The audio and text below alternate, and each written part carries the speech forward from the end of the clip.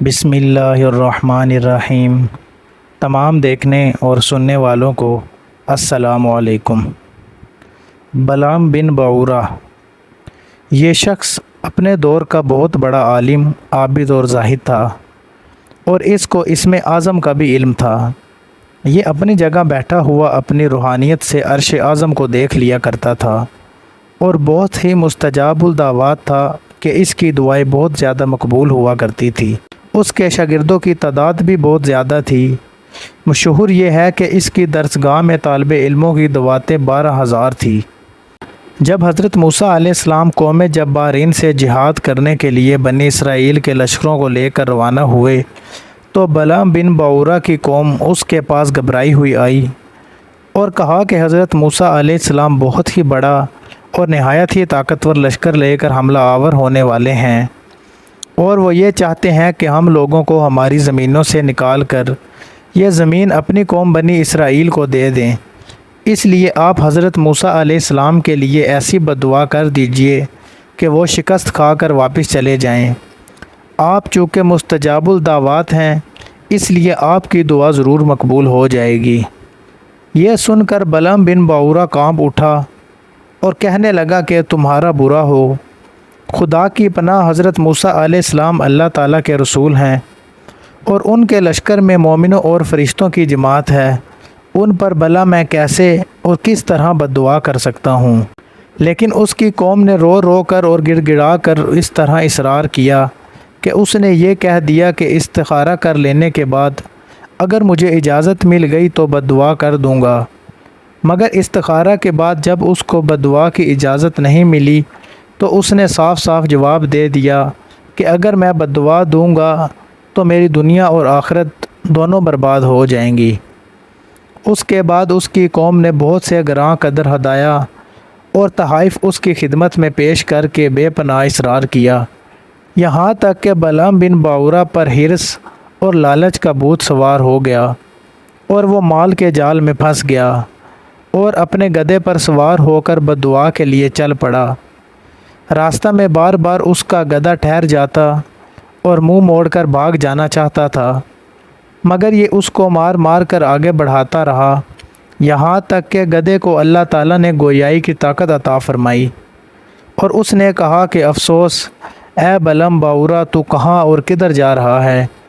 دیکھ میرے آگے فرشتے ہیں جو میرا راستہ روکتے اور میرا منہ موڑ کر مجھے پیچھے دھکیل رہے ہیں۔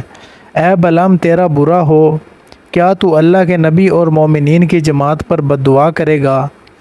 گدھے کی تقریر سن کر بھی بلعام بن بعورہ واپس نہیں ہوا، یہاں تک کہ حسبان نامی پہاڑ پر چڑھ گیا اور بلندی سے حضرت موسیٰ علیہ السلام کے لشکروں کو بغور دیکھا، اور مال و دولت کے لالچ میں اس نے بددعا شروع کر دی۔ لیکن خدا تعالیٰ کی شان کہ وہ حضرت موسیٰ علیہ السلام کے لیے بددعا کرتا تھا، مگر اس کی زبان پر اس کی قوم کے لیے بددعا جاری ہو جاتی تھی۔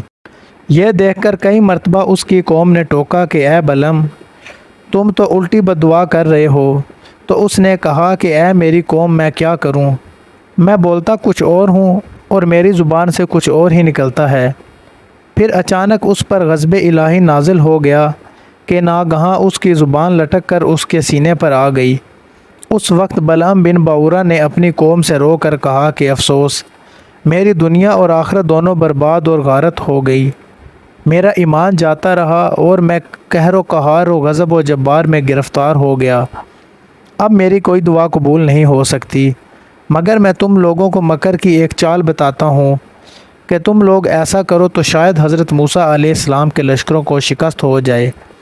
تم لوگ ہزاروں خوبصورت لڑکیوں کو بہترین پوشاک اور زیورات پہنا کر بنی اسرائیل کے لشکروں میں بھیج دو، اگر ان کا ایک آدمی بھی زنا کرے گا تو پورے لشکر کو شکست ہو جائے گی۔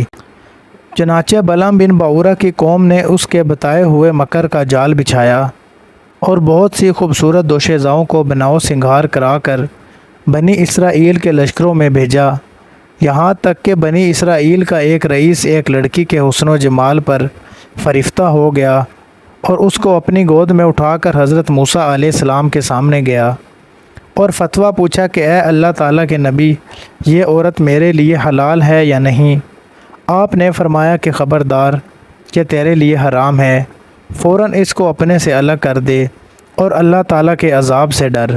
مگر اس رئیس پر غلبہ شہوت کا ایسا زبردست بھوت سوار ہو گیا تھا کہ وہ اپنے نبی علیہ السلام کو فرمان کو ٹھکرا کر اس عورت کو اپنے خیمہ میں لے گیا اور زناکاری میں مشغول ہو گیا۔ اس گناہ کی نحوست کا یہ اثر ہوا کہ بنی اسرائیل کے لشکر میں اچانک طاعون کی وبا پھیل گئی اور گھنٹے بھر میں 70,000 آدمی مر گئے، اور سارا لشکر تتر بتر ہو کر ناکام و نامراد واپس چلا آیا، جس کا حضرت موسیٰ علیہ السلام کے قلب مبارک پر بہت ہی صدمہ گزرا۔ بلعام بن باورہ پہاڑ سے اتر کر مردود بارگاہ الہی ہو گیا۔ آخری دم تک اس کی زبان اس کے سینے پر لٹکتی رہی اور وہ بے ایمان ہو کر مر گیا۔ روایت ہے کہ بعض انبیاء کرام نے خدا تعالیٰ سے دریافت کیا کہ تو نے بلعام بن باورہ کو اتنی نعمت عطا فرما کر پھر اس کو کیوں اس قہر مذلت میں گرفتار کرایا؟ تو اللہ تعالیٰ نے فرمایا کہ اس نے میری نعمتوں کا کبھی شکر ادا نہیں کیا۔ اگر وہ شکر گزار ہوتا تو میں اس کی کرامتوں کو سلب کر کے اس کو دونوں جہاں میں اس طرح ذلیل و خوار اور غائب و خاسر نہ کرتا۔ اللہ تعالیٰ ہم سب کو دین کو سمجھنے کی توفیق و ہمت عطا فرمائے، آمین۔ ویڈیو اچھی لگی ہو تو چینل کو سبسکرائب ضرور کر دیں۔ جزاک اللہ۔